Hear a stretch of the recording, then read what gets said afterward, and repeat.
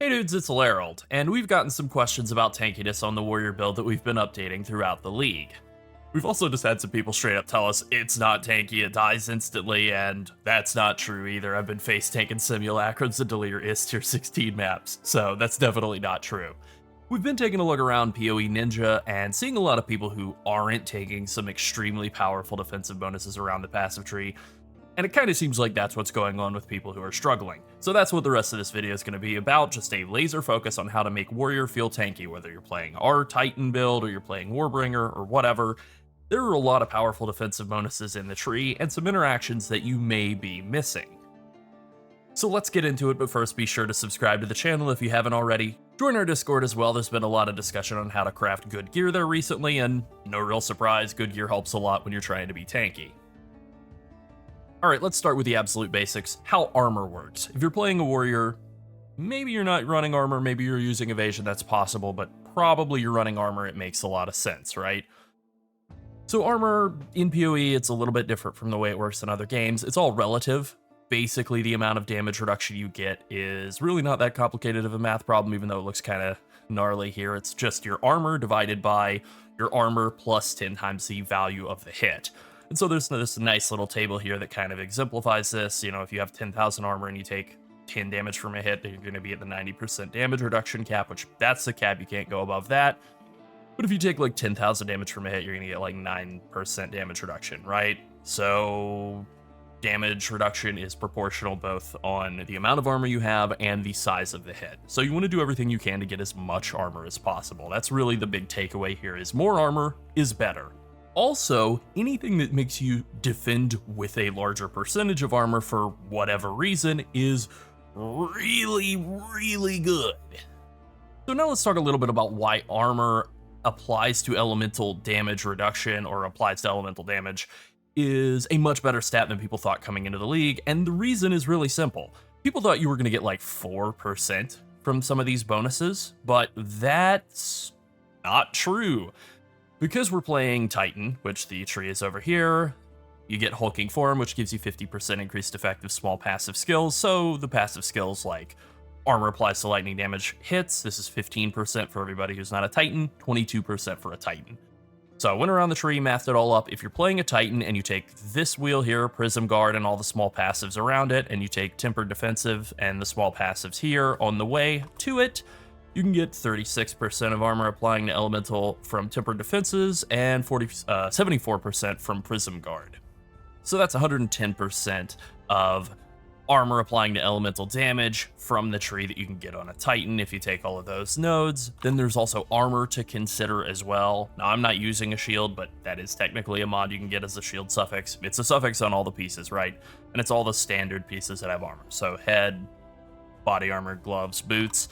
And if you get max rolls on all of them, that is 229%. It's 43 on the helm, gloves, and boots, and then 50 and 50 on armor and shield. So that is a combined total of 339% armor applying to elemental damage, which is preposterous. But there are some LE-specific wheels around the tree as well. I'm not taking them. I don't really think it's worth going out to get them. You know, we're not that big fans of it. Like, you know, it's a bit of a stretch. Heatproof is kind of like pretty easy to reach, but then you got like chillproof way up here and shockproof way down here. Really not worth it, but if you were to take all of those nodes, 75% more for each wheel, 414% as the possible achievable maximum as a Titan, which is outrageous. It's overkill for sure. So this is obviously a much larger contribution of armor applying to elemental damage than people expected coming into the patch, and it's why this is really such a powerful stat. However, there is a significant number of people who are not taking advantage of this. If we go to PoE Ninja and just pick up the Titan, Warbringer, and Smith of Kitava ascendancies, you can look and see only about 44% of people are taking Prism Guard, only about 60% of people are taking tempered defenses, so more than half of people are really hamstringing themselves when it comes to being tanky against elemental damage. And so now I kind of want to pinpoint on the 5 big mistakes that we feel like players are making with their builds that are based on armor. So the first one would be not using scavenged plating, so a good kind of litmus test for that is sturdy metal, right? This is a bonus that only increases your armor from equipped body armor, so we can just click that. and kind of filter out all the people who are doing stuff like running an evasion-based Titan or something like that.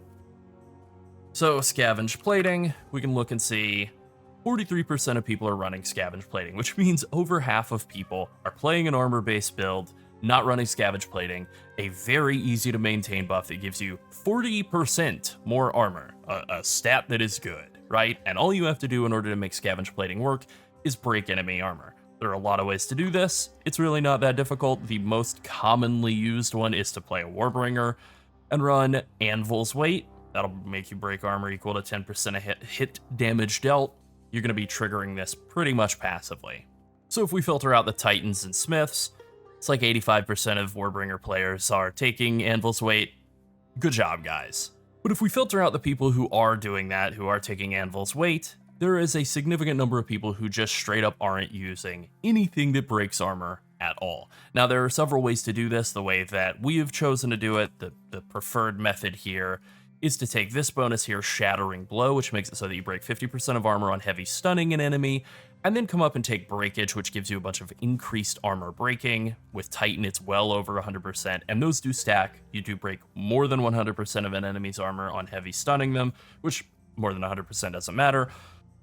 But you also get this extra bonus of 10% chance to defend with double armor out of Breakage, which is huge. You also get some increased armor along the way as well. So you're kind of double dipping here. You're easily triggering scavenge plating, getting a lot of armor out of that. You're also getting armor break, which is like good for damage output. And then you can also combine in armor explosion to give yourself a bit more clear if you want. Put that on your main clear skill, and now you've got a bunch of extra free triggering AoE all the time as well. So if we just look at PoE Ninja again here for a bit, we see scavenge plating, and we filtered out the people who are like just playing Warbringer and doing that correctly. We could see that we have about 55, 56%, 57%, I suppose, of people who are using armor break support. Okay, and then a shockingly low number of people who are not using armor break support and are instead using Shattering Blow. It's only 20% of people who are using Shattering Blow, which means that about 30% or so probably like 300 of these characters are not breaking armor at all, despite having scavenge plating. They're not doing anything to trigger it at all. That's obviously a mistake. You do need to have some method of triggering scavenge plating, and the way it is described seems like the most logical, easiest approach to us. All right, I got into editing, and I realized people are going to point out there are some other methods of breaking armor, so I wanted to just point those as well. Resonating Shield, 8% of people are using that, so clearly that is an option. It's not super popular. It's not super great. There's also Ulnatal's Embrace, and there are 3 people using that. So those would be like the other 2 methods that I left out. And yeah, like I said, there's probably just like 25 to 30% of people who are using scavenge plating and just aren't breaking armor, which they should be. All right, so that's kind of the first biggest like red flag issue, not using scavenge plating or using it and then not triggering it, essentially just wasting spirit on it. But there are some others as well. All right, so I mentioned that breakage is a really good damage reduction node here, and I just want to kind of give a bit of a raw numbers example here to demonstrate why this 10% chance to defend with 200% armor. We've had some comments saying like, oh, that's so low, it might as well not exist. Wrong. It's a really, really good defensive bonus, and I'm just going to kind of walk through with a bit of an example here. So let's say you're cruising around with 30,000 armor, you take a 2k base hit. 2k base hit is like enough if you don't have armor to bring you to your knees, certainly to stun you. But if you have 30,000 armor, that's going to give you about 60% damage reduction, which would be like a final hit of 800. That ain't too bad. With breakage, if breakage triggers, which it's a 10% chance to trigger, right? That 30,000 armor goes up to 60k, and that means you're taking 75% or getting 75% damage reduction against that hit, which means you would only take 500. This actually works better against larger hits as well. Like, I'm not going to belabor it, but essentially you get more percentage damage reduction against larger hits when breakage triggers as well. All right, so that's breakage. It's not the most reliable bonus, but Blade Catcher is. It defends with 200% of armor against all crits all the time. This is an incredibly powerful bonus. It's something that I really, really like, and it's only being used by like 43% of people who are playing with sturdy metal. You know, they're playing an armor-based build. Less than half of people are using this incredibly powerful bonus. So let's walk through a couple of examples here. So crits are really, really dangerous for armor builds because armor is more effective the smaller the hit, less effective the larger the hit, and crits hit for more, right? So monster crits in PoE don't hit for double damage like player hits do. As a baseline, they hit for 30% extra damage, but usually if you're dealing with crits in like a map, you have some sort of crit mod, that kind of boosts that damage bonus up to about 60%, so a base hit of 2,000 would go up to about 3,200. So if you're not using Blade Catcher, you're just cruising around, you're going to get about 48% damage reduction out of that hit that, you know, if it hadn't crit would have been 60%. So you're taking like 1,650 damage from that hit. That's pretty nasty. You're taking more than double damage from a crit than you would have from a hit. That's obviously going to be like really, really dangerous. So crit is a horrible mod if you're playing an armor-based build and not taking Blade Catcher. But with Blade Catcher, because you're getting 60k armor applying to the whole hit, you're getting 65% DR out of that. You're actually getting more damage reduction than you would have out of a non-crit. It's still a bigger base hit, so you're still going to take somewhat more damage, but the amount of damage that you take is substantially reduced by using Blade Catcher.